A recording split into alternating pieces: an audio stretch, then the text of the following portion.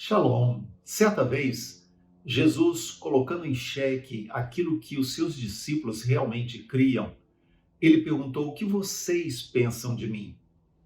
E então eles disseram, Pedro disse: "Tu és o Cristo, o Filho do Deus vivo." E Jesus elogiou aquilo que Pedro falou, porque era a revelação que tinha vindo da parte de Deus para o coração de Pedro. No entanto, quando olhamos para Mateus 16, os versos 21 a 23, nós vemos o seguinte: desde esse tempo começou Jesus Cristo a mostrar a seus discípulos que lhe era necessário seguir para Jerusalém e sofrer muitas coisas dos anciãos, dos principais sacerdotes e dos escribas, ser morto e ressuscitado no terceiro dia. E Pedro, chamando-o à parte, começou a reprová-lo, dizendo: "Tem compaixão de ti, Senhor. Isso de modo algum te acontecerá." Mas Jesus, voltando-se, disse a Pedro: "Arreda, Satanás. Tu és para mim pedra de tropeço, porque não cogitas das coisas de Deus, e sim das dos homens."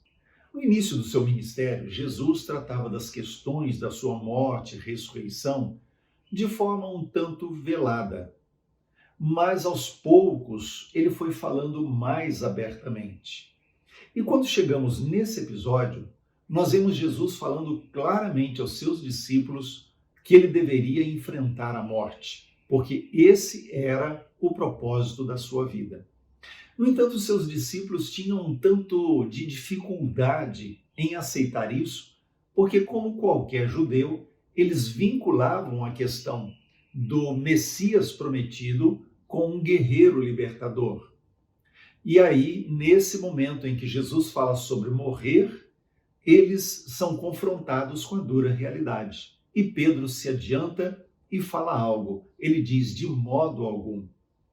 Mas Jesus repreende Pedro, porque até mesmo a pessoa que possui as mais profundas revelações de Deus está sujeita a cair no engano de Satanás.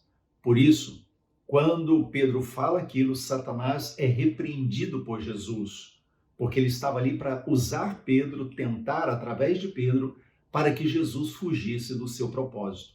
Mas Jesus permaneceu firme e foi até o fim, enfrentando a morte, porque esse era o propósito da sua vida: morrer por mim e por você e ressuscitar ao terceiro dia.